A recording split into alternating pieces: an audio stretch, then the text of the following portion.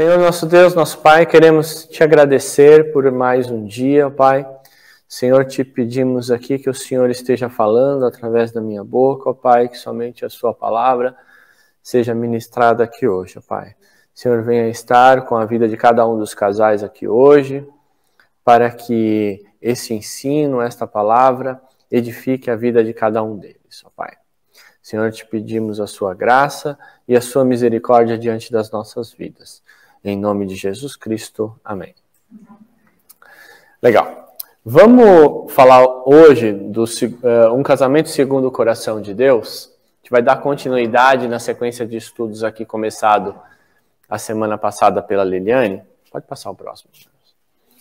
E a ideia de toda essa temporada de ensino é nós trabalharmos em cima da transformação.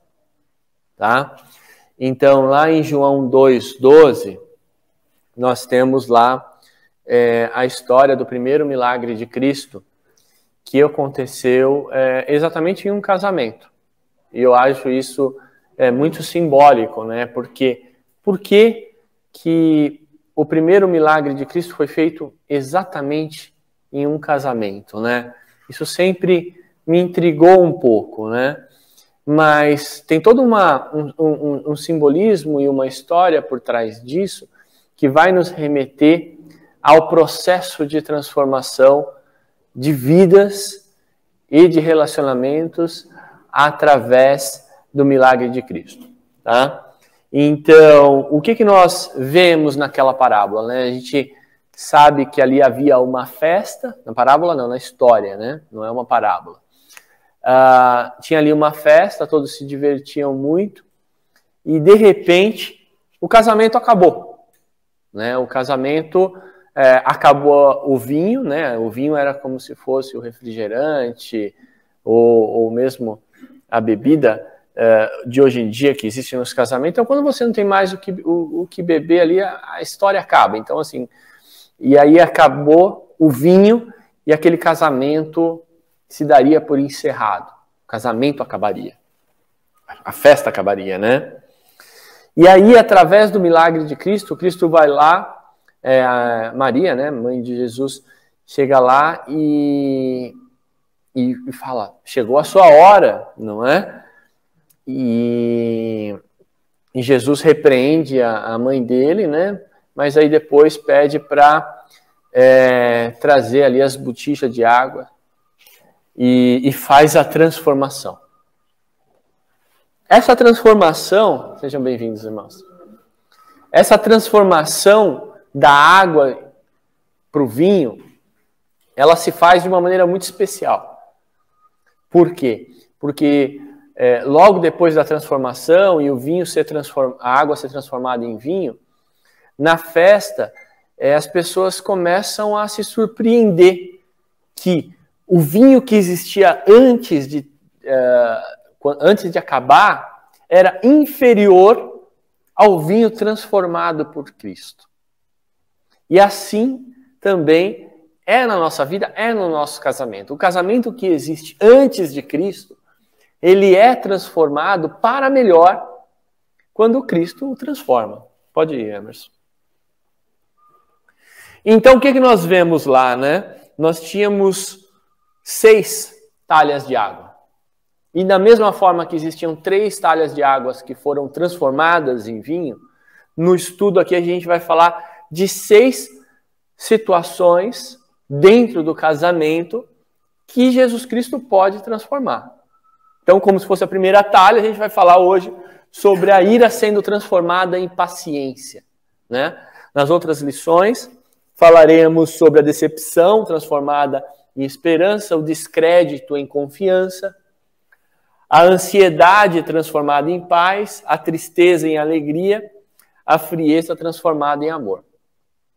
Então, do mesmo jeito que Cristo transformou as talhas de água em vinho, a gente vai trabalhar nessa temporada aqui de transformar o casamento dentro desses 6 tópicos, tá bom? Pode ir. A ira transformada em paciência, né? Quem aqui nunca se irritou com o cônjuge, levante a mão ou atire a primeira pedra. A minha esposa levantou ali e falou que nunca se irritou comigo. Provavelmente ela vai falar que é eu que me irrito com ela. Mas a ira é uma coisa muito complicada, né? Acho que dos 7 pecados capitais é o que eu mais peco. Porque a ira, ela tira a sua sanidade, né? Pode vir, mãe Dê. Pode vir. Seja bem-vinda.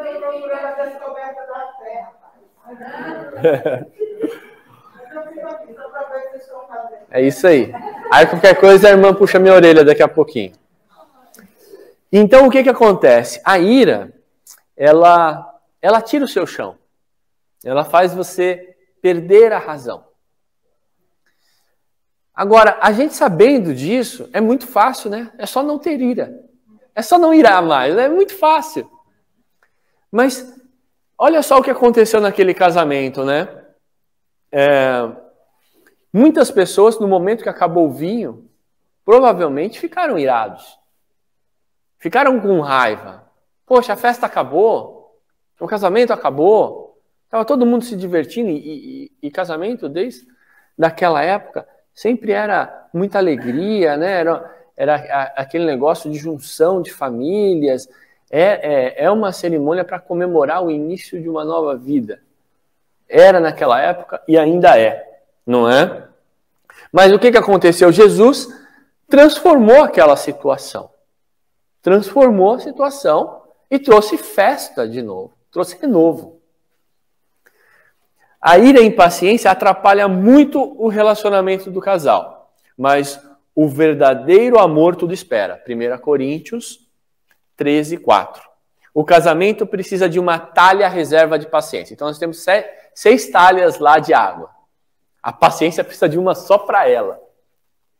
Por quê? Porque o negocinho que é difícil quer ter paciência. Ainda mais com pessoas meio impacientes como eu, né? Então, assim, é muito difícil ter paciência, é muito difícil esperar. É muito difícil você controlar o seu desejo carnal de querer fazer algo, não é? Quando você está num relacionamento que a pessoa não quer fazer. Não é verdade? Então, assim, a paciência a gente vai acrescentar uma 7ª talha ali na história do casamento, que é a talha da paciência. Essa precisa estar bem cheia, porque sem paciência não tem casamento que consiga durar, não é? Próximo, Emerson, por favor. O que gera ira, né? E são diversas situações que a gente acaba discordando do nosso cônjuge, acaba ficando irritado com o nosso cônjuge e acaba gerando os conflitos, né? Uma delas é a forma. Como assim a forma? A forma. Normalmente, dentro de um relacionamento, foi estabelecido ali um plano comum, um objetivo comum, uma aliança.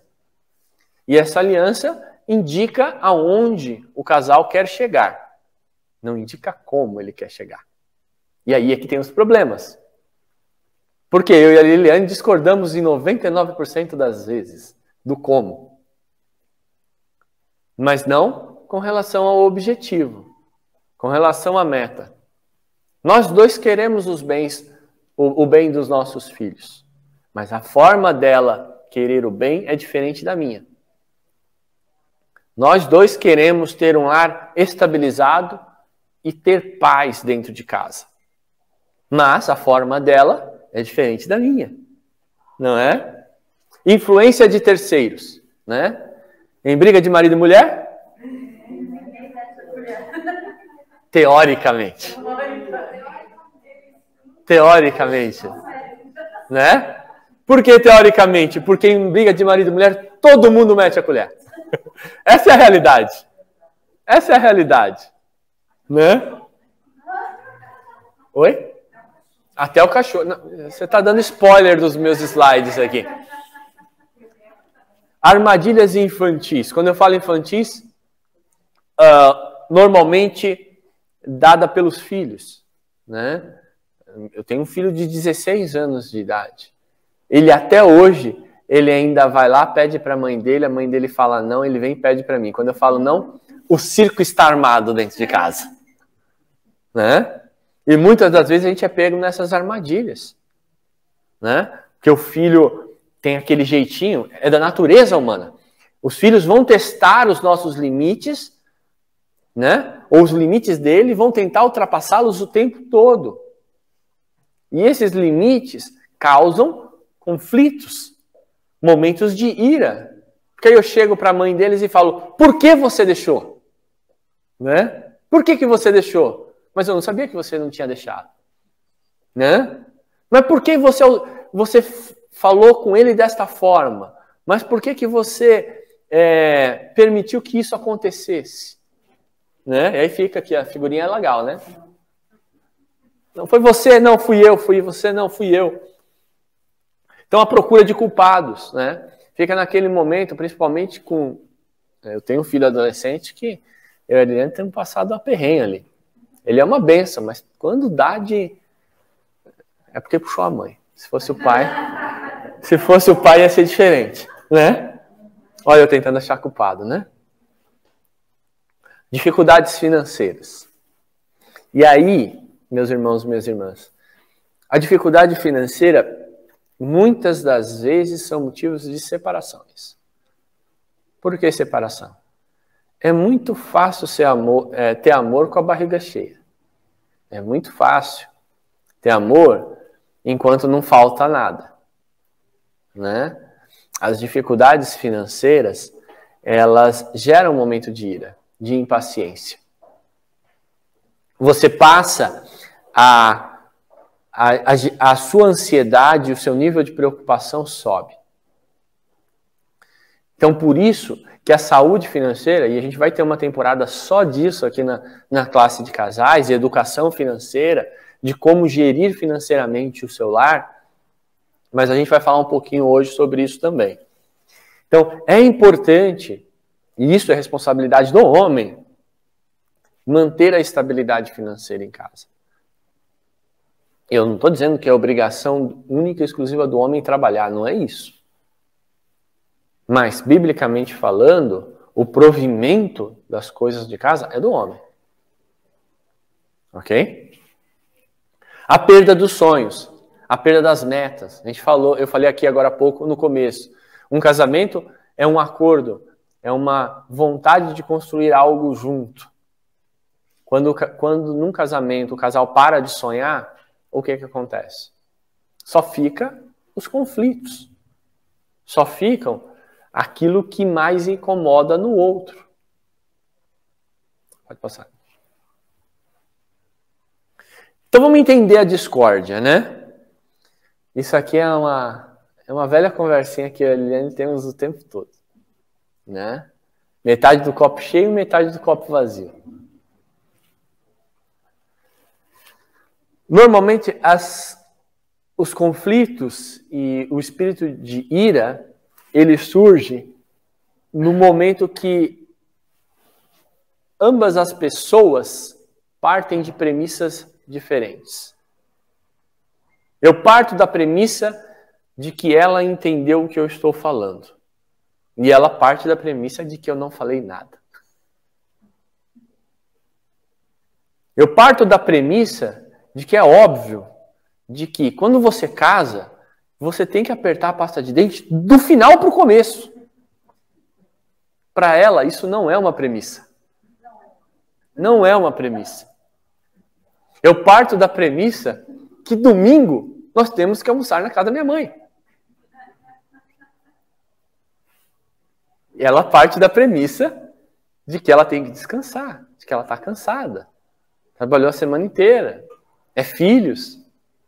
Então, a ira e os conflitos começam ali. Partimos das premissas erradas. Então, o primeiro passo que a gente tem que fazer é alinhar essas premissas. Conversar. Sentar, vem cá. O que você quis dizer com isso? Da onde você está partindo? Da onde vem a sua ideia de que nós não temos que almoçar na casa da minha mãe? Não é? E aí, se estabelece as premissas, ok? E Aí tem aquele ditado, né? Você quer ter razão ou você quer ser feliz? Né? Quando a gente está casado, o que mais acontece é a gente quer ter razão em tudo. A gente tem uma forma de enxergar o mundo, mas são duas vidas, duas criações diferentes, duas culturas diferentes, que decidiram formar uma terceira cultura. Então é muito difícil alguém ter razão em tudo. Né, Franklin? Terceirizando responsabilidade. E a gente vai falar um pouquinho das responsabilidades do homem e da mulher aqui hoje. É importante sabermos que cada um tem o seu papel dentro de casa. Cada um tem um papel dentro da família. Então, quando a gente terceiriza a responsabilidade, seja para os avós, seja para a babá, seja para a tia, seja para a esposa ou para o esposo, nós temos que assumir as nossas responsabilidades de marido e temos que assumir as nossas responsabilidades de esposa. O mundo vai falar, isso é besteira. Isso é besteira porque são todos iguais. Será? Será que somos todos iguais? Não, mas a justiça ela só é feita quando todos são tratados iguais. Será? Será que se todos fossem iguais, teríamos justiça? Somos diferentes. Somos diferentes. Seres humanos são diferentes. Homem e mulher são diferentes. Na natureza e na concepção espiritual também. Então, quem governa o lar? Né? O marido que governa o lar? É o marido que manda? Tem um tio meu que, assim, das antigas e tal, e ele foi por alguns anos para os Estados Unidos, e chegando lá, ele tinha separado, estava namorando uma menina, uma moça, não, uma senhora já, né? Ele é bem mais velho que eu. E aí, em determinada situação, a gente estava dirigindo lá, passeando por Miami, e ela tentava me passar a instrução de qual era o caminho para a gente chegar em um determinado lugar. E o meu tio, ele é motorista, né? Ele é manobrista. Ele também queria dar o caminho, mas o meu tio é totalmente perdido, né? Totalmente perdido, mas ele também queria dar o caminho. E aí ela, tentando fazer a gente perder menos tempo, falava, não é a direita, é a esquerda, tal. E ele começou a ficar irritado com ela. E aí ele falava assim, né, Eliane? Como é que ele falava? Traffic is my job. O trânsito é o meu trabalho, né? E em determinado momento, né? Eu venho de família evangélica, de batista, né? Quando ele perdeu os argumentos, né? Que ele viu que ele estava se perdendo, o último argumento que sobrou era assim: a Bíblia diz que a mulher tem que obedecer o homem. Aí acabou. Porque não é isso, né? A esposa tem que governar. O papel da esposa é governar a casa. Vamos ver, a gente vai entender. Os filhos. Bem, tem casas que são governadas pelos filhos. Os filhos fazem o que querem. Tudo gira em torno do filho ou da filha. Será que é o certo? Ou os cachorros, né? Os gatos, né? Também podem governar a casa. E aí eu vou confessar uma coisa para vocês. Vai passar o próximo. Lá em casa quem governa é a Tica. Atena. É Atena. É que nós temos duas, né? Porque todos os conflitos giram em torno do cachorro. Toda ira, né? É porque os meninos não pegam o cocô do cachorro. É porque o cachorro não foi passear. É porque o cachorro está deitado na minha cama. É porque o cachorro está deitado no meu sofá. Quem governa lá em casa é o cachorro. E aí ela faz essa cara, quem é que resiste? Não dá. Né? Não dá. Brincadeira, gente. O cachorro lá tem o lugar de cachorro. Vamos lá. Pode passar, Emerson. Então, o princípio, né? Princípios bíblicos com relação ao casamento. Né? Deus chamou o dia a luz, a escuridão chamou noite. E o dia e a noite formaram o primeiro dia, né? Em Gênesis 1:5. Então, quando alguém pergunta para mim, Franklin, quem é que manda na casa? O homem ou a mulher? Falo, nenhum dos dois. Porque a lua governa a noite. O sol governa o dia. Mas um dia é feito de 24 horas. Isso aqui, ó, é bíblico. O dia governa a luz. A noite governa a escuridão. Não é? E os dois formam o dia. Existem responsabilidades que são do homem e existem responsabilidades que são da mulher. Então, essa historinha que meu tio falou, que a Bíblia fala que a mulher tem que obedecer ao homem, desculpa, meu tio, mas é besteira. É besteira. Entendeu? Tenta mandar na sua mulher para você ver o que vai acontecer com você. Você está na roça. Não vai. Não rola. Mas existe também um motivo para isso. Existe a questão da submissão. Nós falamos aqui a semana passada. A mulher é submissa. Submissa não quer dizer debaixo. E lembre-se de que a parte mais difícil ficou para o homem, que é amar. O homem tem a obrigação de amar. A mulher não. A mulher, ela é submissa depois que o homem ama. Mas em nenhum momento na Bíblia fala que a mulher tem que amar o homem. Né? Então vamos passar. Pode ir.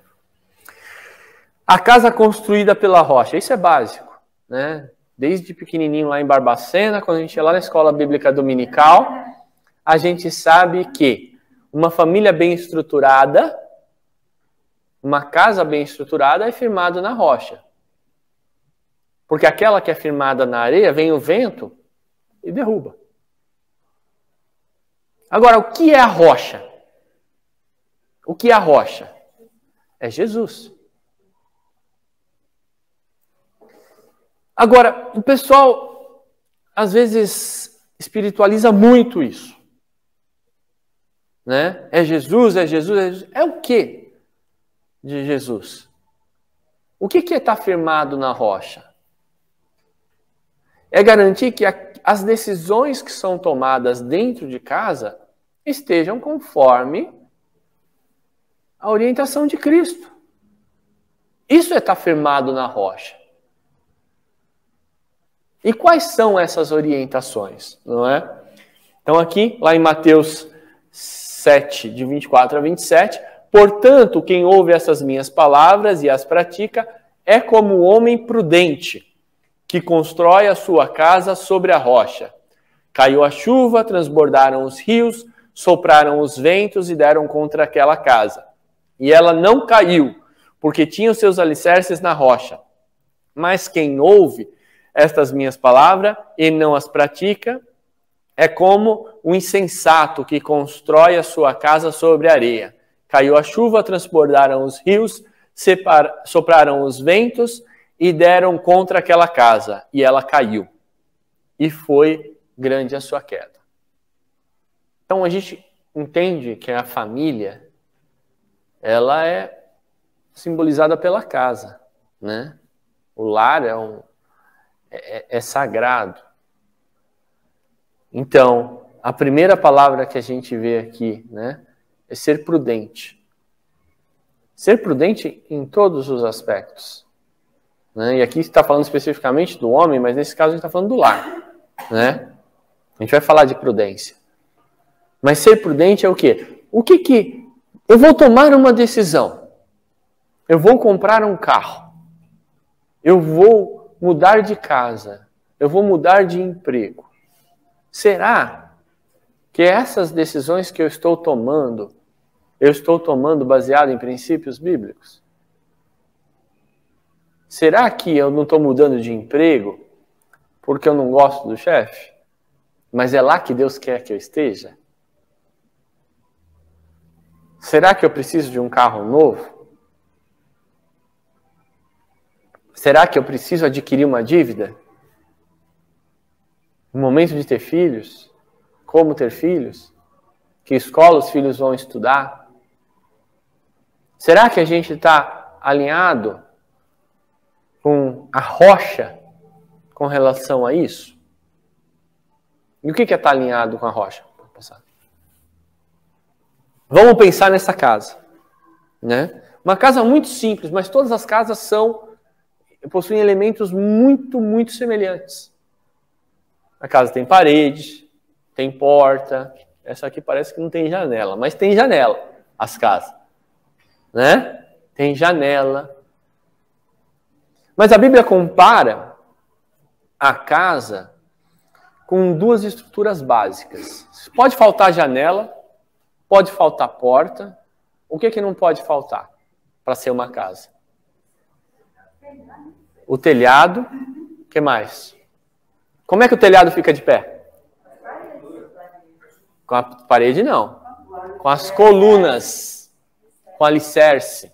Nós já falamos do alicerce, que é Cristo. As colunas, como a gente vê aqui, é o papel da esposa. O papel da esposa é sustentar o lar. Eu já vi casa sem telhado. Chove, as pessoas ficam doentes, é complicado. Mas ainda é uma casa sem telhado, mas é. Né? Mas será que sobrevive muito tempo sem telhado? Agora, vocês já viram alguma casa sem coluna? Não tem, não dá nem para começar sem coluna.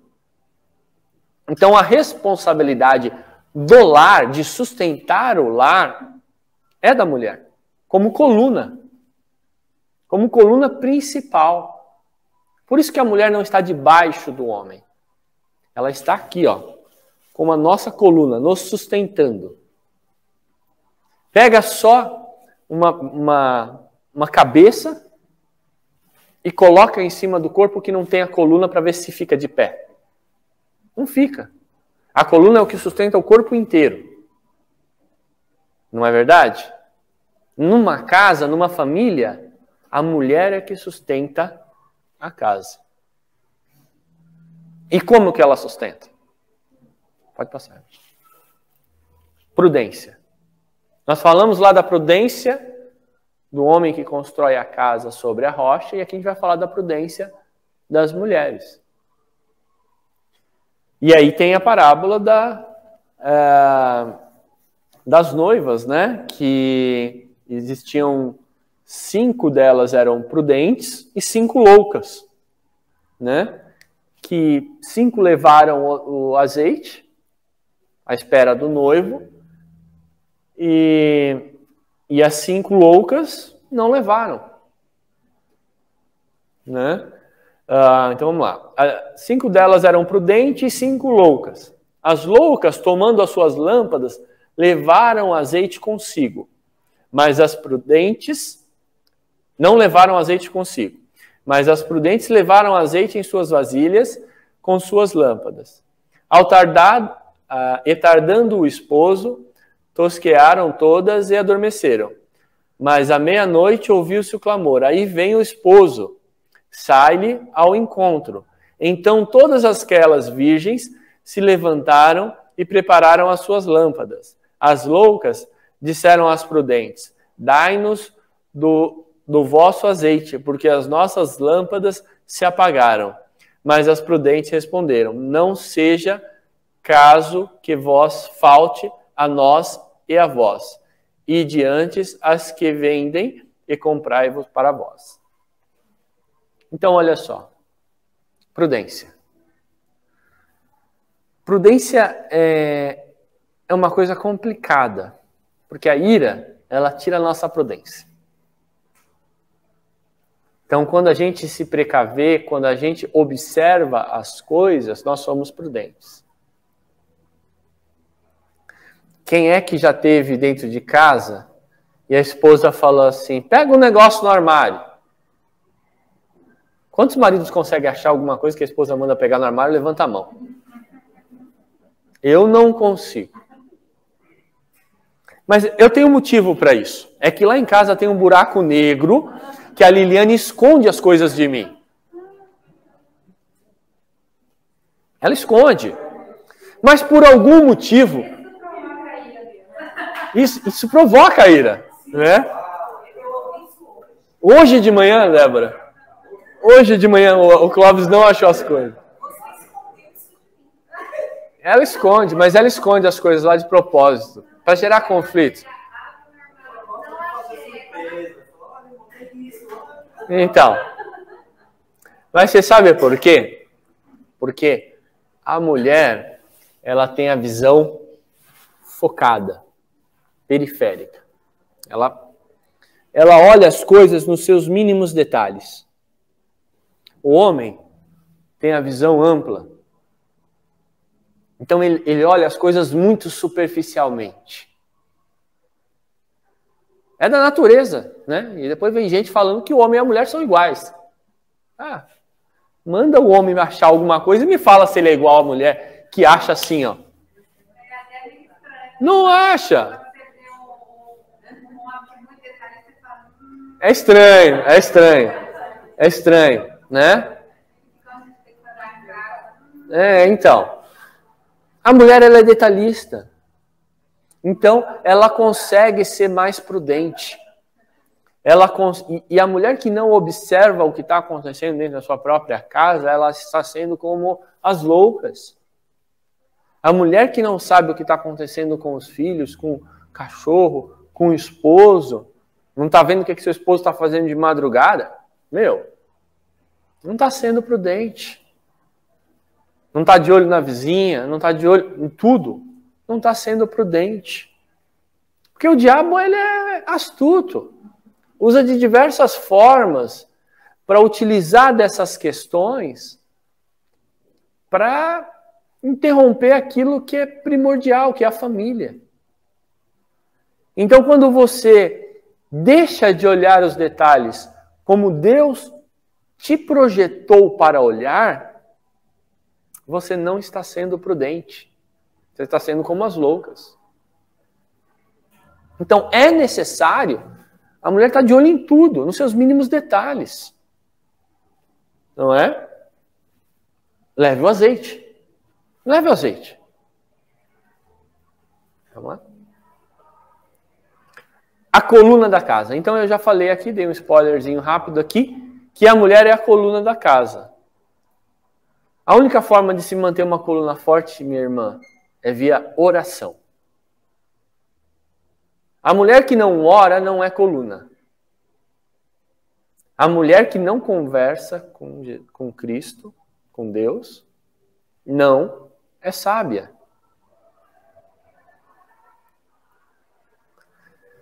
Muitas das vezes uma vez por mês só, quando a mulher se enche de ira, né? O que acontece ali, né? Os detalhes são perdidos, né? A busca pela sabedoria, pelo conhecimento se deixa de lado. A disciplina de oração, rotina de oração, fica de lado. Toda mulher sábia edifica a sua casa, mas a tola a derruba com as próprias mãos. Se a mulher não é coluna, a casa cai. Simples assim. Se a mulher não é coluna, a casa cai. Ok? Está atenta ao andamento da casa e não come o pão da preguiça. Levanta-te, seus filhos, e chama-na bem-aventurada. Seu marido também a louva. Então, a mulher que está atenta a todas as questões da casa, aos filhos, ao marido, entendeu? Lá em Provérbios 31, 27 e 28 diz: o marido a admira, o marido a louva. Veja bem, nós falamos lá da casa, firmada na rocha, na estrutura, e estamos falando da coluna. O que falta para uma casa ser completa? Telhado. Vamos lá. O telhado da casa é o esposo. E aí, algumas analogias com relação a isso, né? Qual que é o papel do telhado numa casa? Proteger do vento, do frio, dar abrigo, não é? Se alguma coisa cai em cima da casa, se cai no telhado, quebra uma telha ou outra, mas aquilo que está dentro da casa não é atingido. Aí eu pergunto aos maridos aqui: você tem sido telhado ou você tem sido vidraça? Né? Porque telhado é uma das coisas mais caras, né? É o que é mais caro da construção. Por que vidraça? Porque quando a gente cai alguma coisa numa vidraça, quebra. O telhado tem telhas, tem estrutura, né? Então, assim, e aí, nós falamos aqui a semana passada, né? Que um casamento é composto por 3 pessoas: o marido, a mulher e Cristo. A responsabilidade da casa de responder perante Deus à família é do homem. Então, o homem protege a família como um telhado. Mas se ele não estiver alinhado a Cristo, não adianta nada. Não adianta nada. Então, o homem que deixa situações adversas atingirem sua família, não está fazendo o papel de telhado. Não está protegendo a sua família. Né? E lá em Efésios 5, 25 diz, né? Maridos, vós maridos amai vossas mulheres, também como Cristo amou a igreja e a si mesmo se entregou por ela. Como é que Cristo amou a igreja, meus irmãos e minhas irmãs? Qual foi a maior prova de amor que Cristo deu à igreja? Morrer na cruz pelos nossos pecados. Então, o marido ele é comparado a Cristo na família. Aí eu pergunto aos irmãos e às irmãs, aos irmãos aqui: você daria a vida pela sua esposa? Porque a esposa é comparada à igreja. E Cristo deu a vida pela sua esposa, que é a igreja. Será que, se vem aí nós não estamos nos Estados Unidos, mas se vier um psicopata aí com um monte de arma, será que você se joga na frente da sua esposa ou coloca ela na sua frente? Né? Tem marido que bota a mulher na frente. Não tem? Vós, marido, amai vossas mulheres e não vos irriteis com ela. Rapaz, é difícil não irritar com a mulher. Colossenses 3,19. Né? E aí, acho que mais ou menos no começo desse ano, lá para fevereiro, mais ou menos, a gente fez uma lição sobre oração, né? Sobre o homem também tem que ser um homem de oração. Você ora com a sua família? A obrigação da mulher é orar como coluna, muitas das vezes em silêncio. Existem mulheres que são crentes e o marido não, e o lar é sustentado porque ela se mantém firme em oração, em silêncio. Mas o homem, como varão, ele tem a responsabilidade de manter a comunhão dentro de casa. Quem é que puxa a oração na hora do almoço, na hora da janta? É a mulher ou é o marido? Não estou dizendo que só o homem tem que fazer isso. Mas a responsabilidade de orar juntos é do homem. Ok? Então, uma família sem oração é como uma casa sem telhado, aberta e exposta a todas as tempestades do céu. Pode passar. O que acontece quando não tem telhado? Olha lá. Parece uma casa? Já foi uma casa. Não é? Mas assim, uma casa sem telhado não é casa. Né? Ali entrou vento, entrou frio. Isso aqui é uma casa que passou por um furacão. Né? O telhado não era forte o suficiente, a casa não tinha coluna forte o suficiente. E aí, meus irmãos e minhas irmãs, é aí que o casamento acaba. Porque o homem não faz o seu papel de proteger a sua família, de estar alinhado com Cristo, de tomar as decisões. E quando eu falo alinhado com Cristo é o seguinte: a mulher é submissa ao homem, mesmo que o homem esteja errado. Se a mulher é submissa ao homem dentro de casa e o homem toma a decisão errada, a responsabilidade perante Cristo é do homem. E por que eu falo que a responsabilidade maior é do homem? Porque uma decisão errada do homem atinge a todos na família, não só ele. Então, é nas costas sua, meu irmão, que está a responsabilidade de tomar as decisões corretas dentro de casa. Se você toma uma decisão sem consultar a sua esposa, todo mundo vai sofrer dentro de casa. Ela vai estar infeliz porque ela não é o que Deus colocou no coração dela. E se você tomou uma decisão porque você está feliz, porque com certeza não está edificado no coração de Deus. Por quê? Porque Deus, quando edifica alguma coisa, eu sempre procuro fugir desse contexto de espiritualização das coisas. Mas quando é que eu sei que é da vontade de Deus? Quando você é edificado, quando você está tranquilo em tomar uma decisão. Agora, se você está tranquilo sozinho, não é da vontade de Deus. Porque Deus é soberano sobre todas as coisas. Se é da vontade dele, ele vai colocar paz no seu coração e no coração da sua esposa. Como é que está de horário? Deixa eu ver. Tá? Então, novamente, a responsabilidade é do homem. Pode continuar. Sonhar é necessário, já está acabando. E aí é o que a gente comentou lá no começo, né? O casal, quando ele estabelece que vai casar, eles partem por um propósito único, que é formar uma família. É um sonho. É um sonho.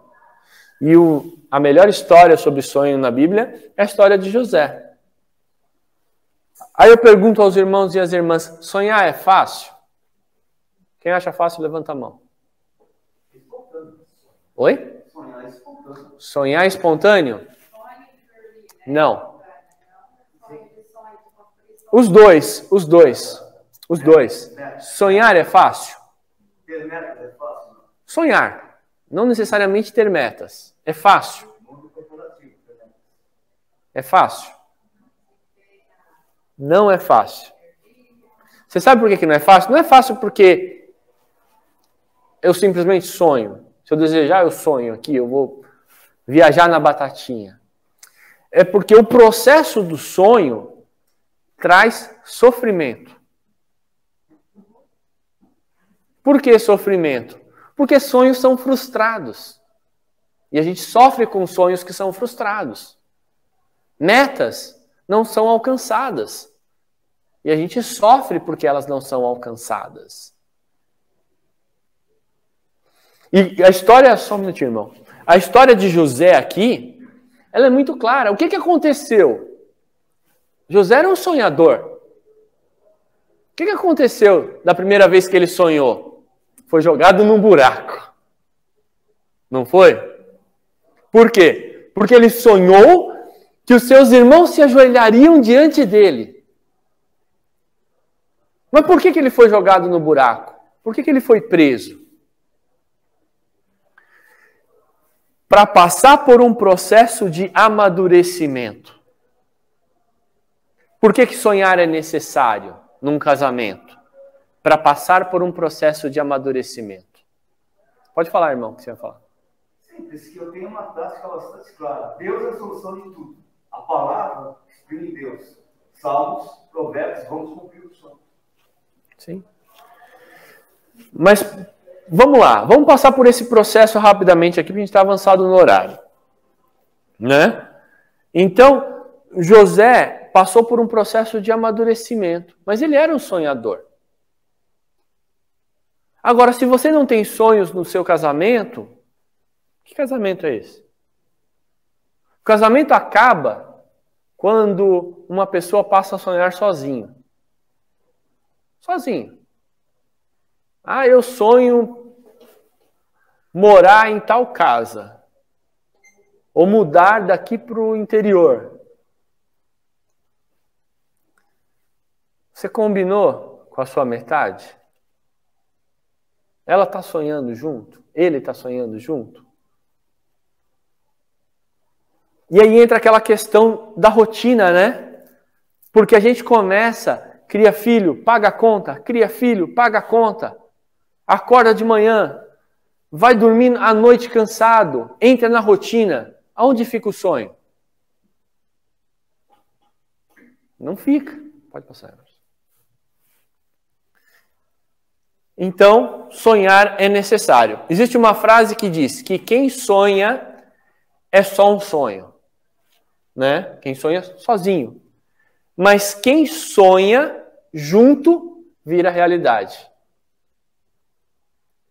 Vira e mexe eu e a Liliane temos essas conversas. Nossa, faz tanto tempo que a gente não lança algum desafio aqui pra gente. Ela fala que eu vivo procurando sarna para me coçar. Né? Por quê? Eu sou sonhador de natureza. Eu sonho, viajo na batatinha, ela me traz para a realidade. Eu sonho e ela faz acontecer. E é assim que deve ser. Tá? Então, meu irmão, minha irmã, sonhe junto com seus maridos, sonhe junto com as suas esposas. Mesmo que seja impossível, mas sonha junto. Né? Eu quero viajar para a China, ficar 1 ano sabático. Eu nunca vou fazer isso, eu nasci pobre, vou morrer pobre, eu sei. Mas eu posso sonhar. Custa quanto sonhar? Né? Nada. Né? Tem um pessoal aí querendo impedir que a gente pense. Mas sonhar ainda é permitido. Então sonhe com a sua esposa. Faça planos. Às vezes fantasia algumas coisas. É importante. Amém? E é isso, meus irmãos. Alguma dúvida, algum comentário? Obrigado. Muito bom, muito bom. Em nome de Cristo. A honra a Jesus Cristo somente. Vamos orar para encerrar? Senão daqui a pouco o pastor vem aqui puxar minha orelha. Só lembrando, né, que não está fechado, nós vamos fazer no dia 27. Sim, dia 27 de novembro, encontro dos casais. Ainda estamos fechando como vai ser. Mas teremos aí muitas surpresas para todos os casais. Tá bom? Só para as pessoas guardarem essa data. Dia 27 de novembro. Se tiver alguém aparecer alguma coisa, já cancela. Então, vai ter um super evento na igreja ou em algum lugar para os casais. Amém? Semana que vem a gente dá continuidade. Tá bom? Vamos orar para encerrar? Senhor, nosso Deus, nosso Pai, te agradecemos por tudo, te agradecemos por este estudo, por esta palavra. Te agradecemos porque o Senhor tem sido soberano acima de todas as coisas. Senhor, venha estar na nossa casa, na nossa família, venha guiar os maridos e as esposas a agirem conforme a sua vontade, conforme a sua palavra. Te agradecemos por tudo, em nome de Jesus. Amém.